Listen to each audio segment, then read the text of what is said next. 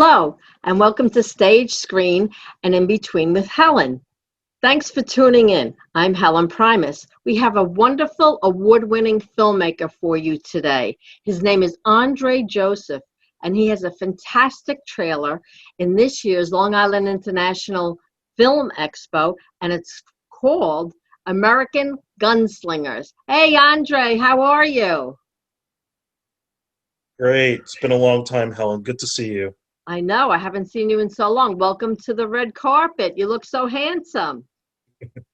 Thanks. You too.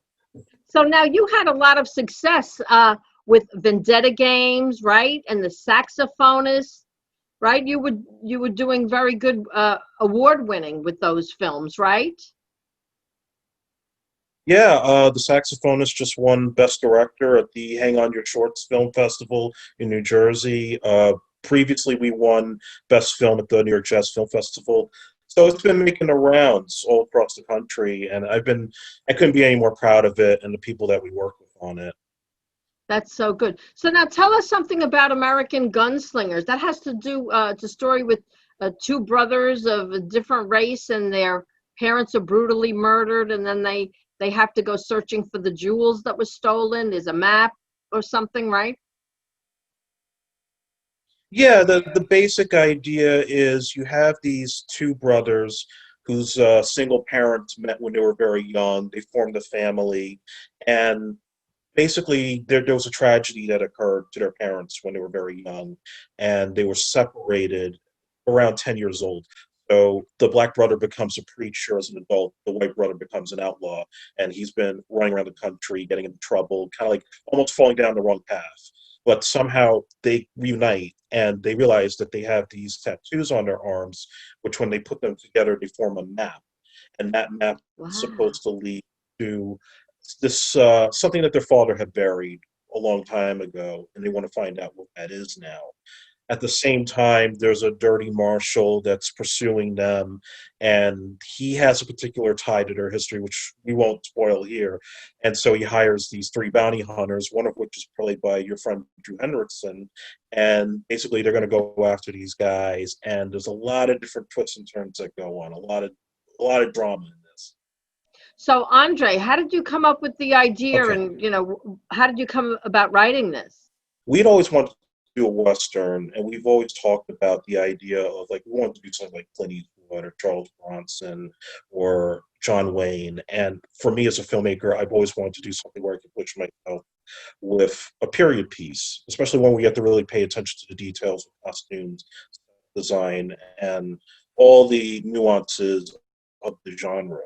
Now, we had the idea of the two brothers, but I'm not great at writing period language. So I went to Drew Henriksen because he had done Power of Prayer, which got numerous Yes. awards and also played at Long Island Film Festival. And so I felt he was the right guy to bring that language to life, but also to flesh out the characters and bring some layers and texture to the overall story. So it's not just the simplistic, two guys looking for a treasure. There's a lot more happening with their differences in terms of violence, survival, the belief in God versus not believing in God. And so Mhm. he really weaved that all together into amazing screenplay, which in itself has won a number of awards now. And basically, we just fell in love with it and said, okay, we definitely want to do this. It's going to push us to the next level. Yeah. Now, do you think that now you use horses in this trailer? So we only used at least one, and that was from Tony Simonetti, who is an equestrian here in Long Island, and Yes. he runs Simonetti Training. He's also part of the Warrior Ranch Foundation, so he's Right. also a horse rescuer. And so we used his property and his neighbor's property to film the trailer for this particular project. We've also been spending a whole year scouting locations around Long Island for the whole film. Uh, Primarily around Suffolk County because you have a lot of village restoration areas and also a number of Victorian properties that we think will work perfectly for the type of setting we want to do. And also, I think to get back to the community as well. Yeah. Did you do anything at Bethpage Restoration Village or anything like that?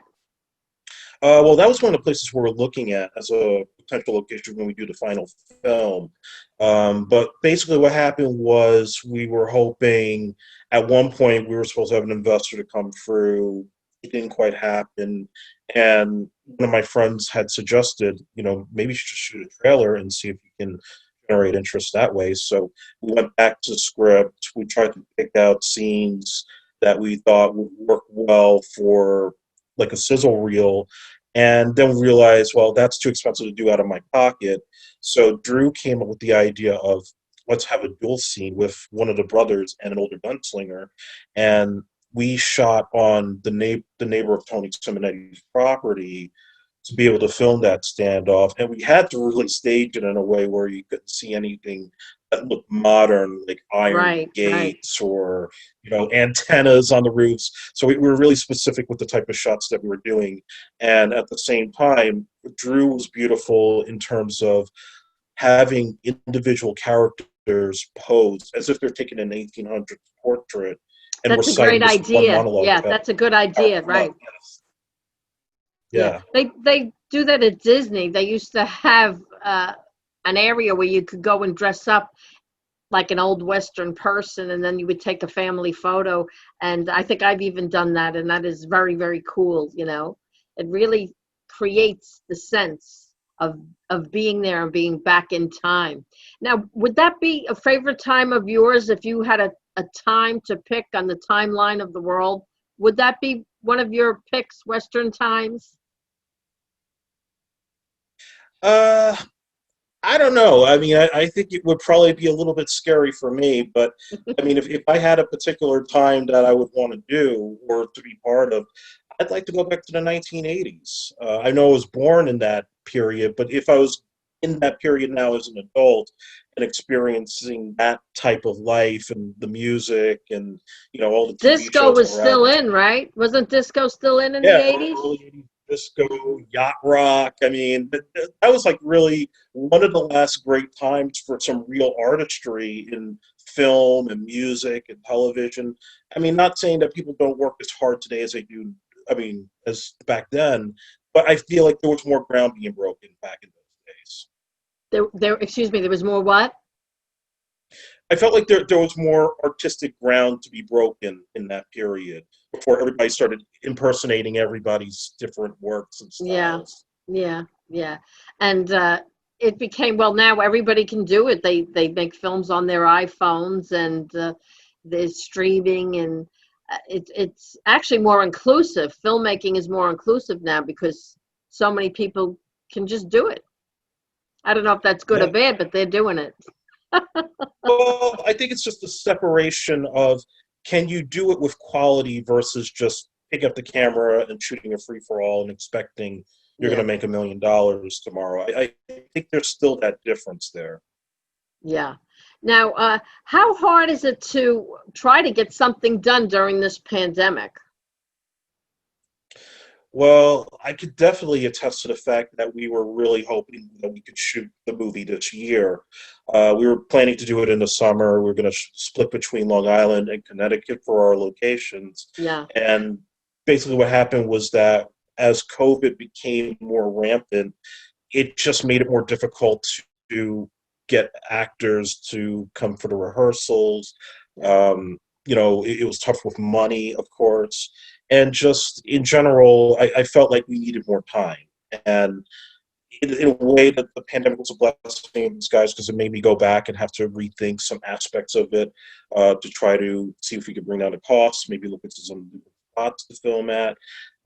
And but just in general, I mean, it's terrible. Not just with the lives that have been lost or the people that have gotten sick, but just I think for anybody right now, just the Yeah. ability to get out and to do their work, you have to be far more cautious and take far Yes. more protection than ever. So it certainly has been a blessing and a curse in many ways.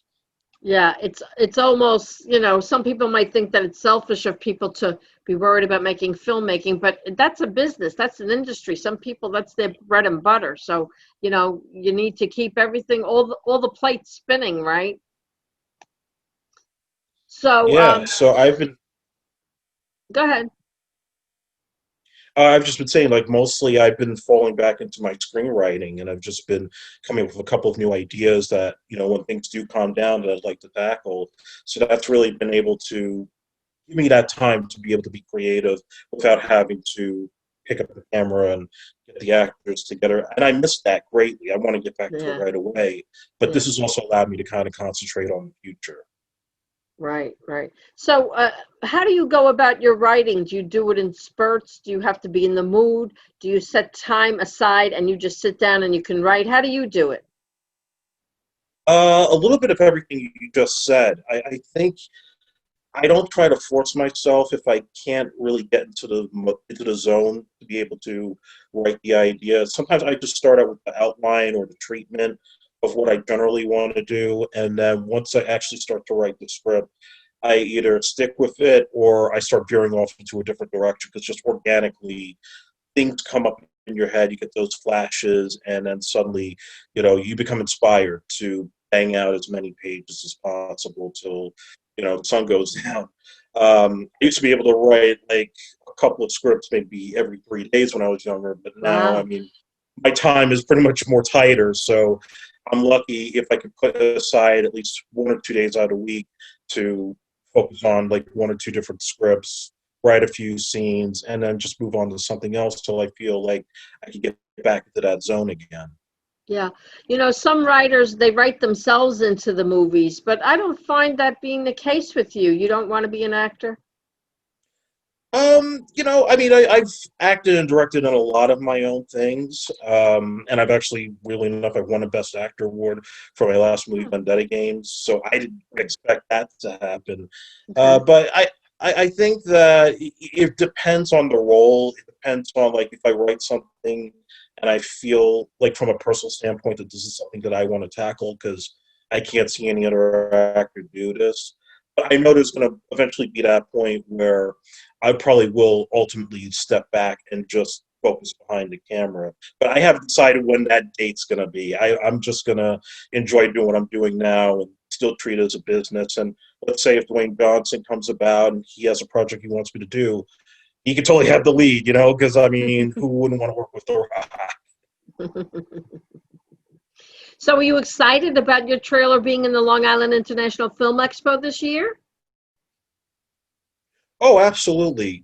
Even in spite of the circumstances that it has to be virtual and drive-in, this is actually my first project to get into the festival. I've been trying a very long time to have one of my films be accepted, and I've obviously been in the company of all you guys from the Long Island Filmmakers Connection for years, and so many actors I've worked with that have been part of the projects that I've done. So certainly to be in your company is an honor and a privilege, and especially since we shot in Long Island, I think it's great for Tony's business, for Drew, Yeah, it's a and just Long to have that Island exposure. film. It's a Long Island trailer, and it will be a Long Island film. Yes, we're going to work as hard as we can to make that possible.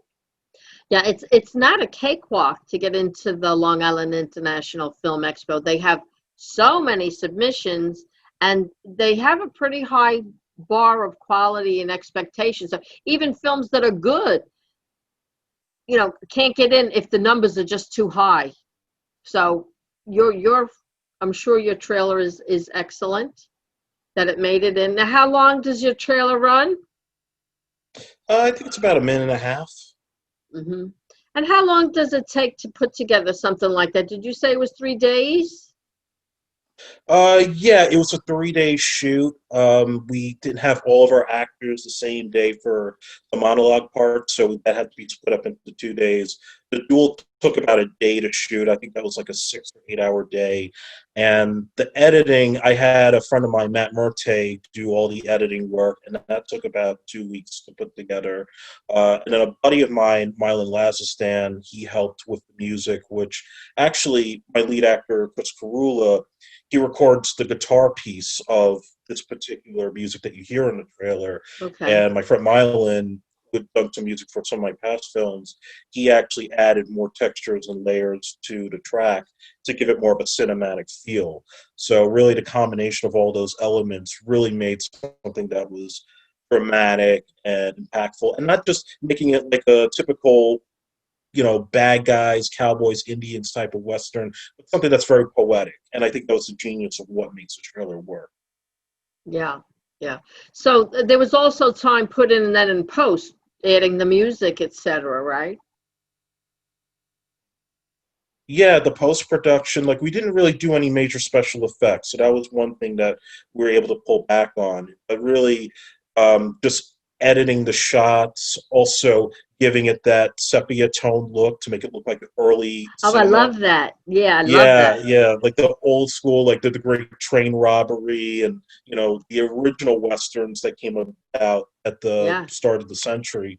So we really were particular about getting that type of look, making it look like you're watching something from that period, and still like having that kind of tension you would see in a western movie. yeah. It's funny, like when I grew up, it wasn't really that far from the time that all the westerns took place when you think about it. What was it, 60 years before or 70 years before? I don't really know.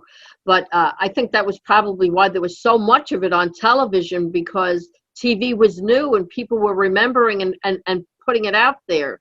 And then that's kind of, we've seen it all. And now I think it's making a comeback. What do you think?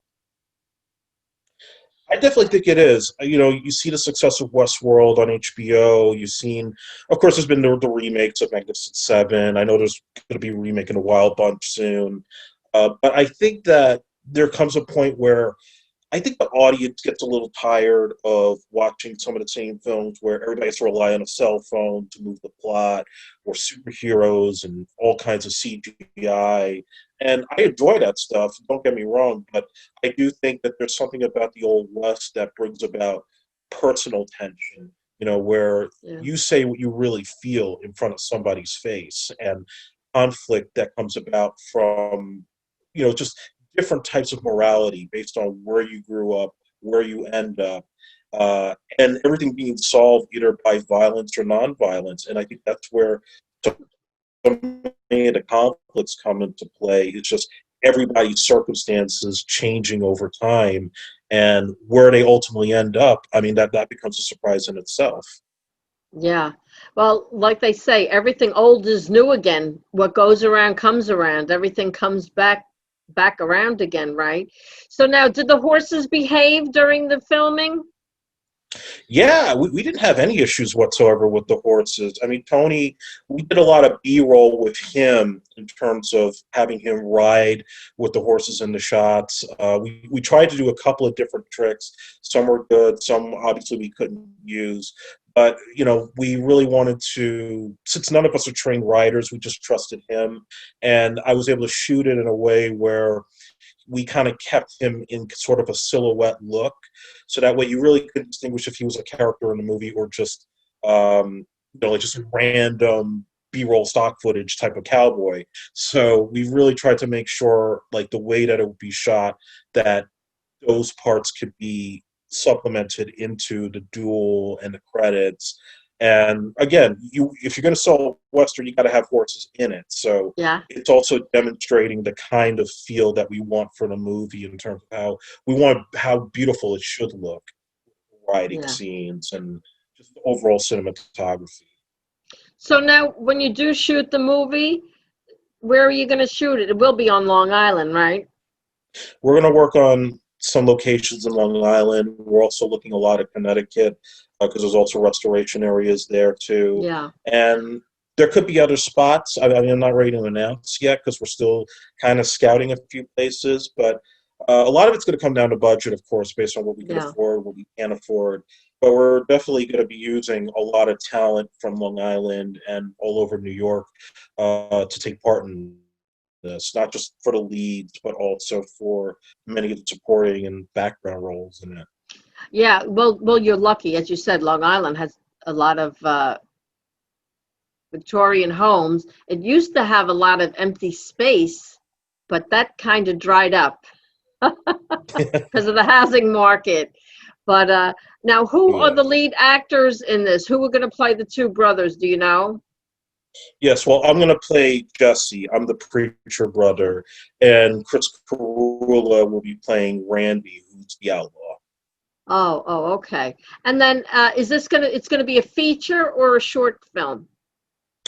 Likely it might be a feature. We've also toyed with the possibility of doing it as a episodic series, but either way, Drew wrote the script as a feature, so a lot of it may come down to how edited in the final cut, and also depending on who ends up distributing it, because we may either try to pitch it to a network and split it up into 10 episodes like a telenovela, or we might sell it as a feature film for the independent market, probably for Netflix, Tubi, and some of the other streaming platforms that are out there. Yeah. What does your family think about you being a filmmaker? They're very supportive of it. They know the hard work and Yes. talent that's involved in making the dream a reality. They played a big part in the beginning for me because I started out doing movies on high video with my friends, my cousins, and I think they thought it was going to be one of those hobbies that was going to pass because they understood the difficulties of the business and trying to make a living out of it. Yes. So they had me go to New York Film Academy for their summer program back when I was in high school, and it was only 4 weeks, but even just to learn celluloid and editing on an old Steenbeck table, like physically cutting the film, I enjoyed it Yeah. tremendously. I felt like it just gave me another tool for how to produce like an actual film from start to finish. And so I think it only motivated me to kind of do the things that I'm doing today.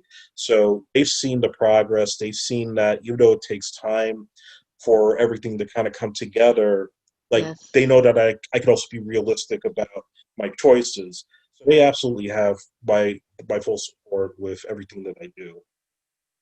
Yes. Well, that's important to have somebody behind you, a team, not only your team that you work with, but your home team rooting for you, right? Because you want to make sure that you feel that you're going down the right path. I have some questions for you. Yeah, most definitely. Okay. Okay. Would you rather brush a horse, saddle a horse, ride a horse, take a picture of a horse, feed a horse a carrot, or all of the above? I want to ride the horse. Not crazy riding, but just a nice, just walking the horse, like a nice trail ride by the lake. That's what I want to do. Did Tony teach you how to ride? Not yet, but we've been talking about the training process, so we'll see what happens with that. Good for you. So now let me ask you, how many collaborations have you had with Drew Henriksen? Because he's a wonderful writer. So with Drew, he was originally an extra in my first movie, Priceless, which featured your son Brandon, and he was wonderful to work with. Yeah, he was in that, And right? I so that was like the first time I met Drew. He was in a restaurant scene, which you end up not seeing him. He was framed out, unfortunately. But I Oh, remember um, there was a picture of him with an M16 next to his Mustang, and I said, okay, the next movie I do, I got to throw this guy into something. So my second film, which was The Song with Vendetta, I cast him as a DEA agent who I collaborate with. So that was the first time I worked with Drew. Then he came back for the sequel. now, when you have the story about the two brothers and the map, and that they're going to find the stolen treasure, but in this one, don't they have the map tattooed on their arms, though? Yeah, they have them on their arms, like kind of on the forearm area. You put it together, and Oh. basically it puts the map together that they follow across like two different states, from what I understand, the way that True mapped it out. So now, when you watch this virtually, because it will be your trailer, American Gunslingers will be shown virtually. Um, are you gonna are you like coordinating it with anybody to make sure that they're gonna be watching with you too? Well, I've been promoting it through Facebook, through my Twitter account, and also on my official website, ajfxproductions.com. So everybody should be aware of it by now, and certainly for people that never seen it, we're going to try to make sure that people from other states that I know have interest in the Right. project will be able to check it out and support the other films. Right, and they can go to longislandfilm.com to get their tickets, and they get to see the block. So how excited will you be if you win? I'd be very excited. I think it would be a big boost for what we're trying to do, and hopefully bring more eyes to the project and to get the support that we need to make it happen. Yeah, well, that's going to be very exciting for you, and I certainly hope that you do win. I love horses, and I love you, and you always have incredible ideas, and your talent shines through. And I really hope everything goes wonderful for you, Andre. I really appreciate the honor, and thank you so much, Helen. This has been a I'm wonderful I'm glad we opportunity. could catch up. It's been a while. It really is, and we definitely got to catch up again soon and maybe collaborate on something again. And certainly, I'll keep you in touch with those aspects too. Yeah, sure. Now, so we want to make sure that everybody looks for American Gunslingers, the trailer, Sunday, October 4th at 1:30. Bye, Andre. Take care All now. right. Thanks so much, Helen. Thank you. You're welcome. Thank you.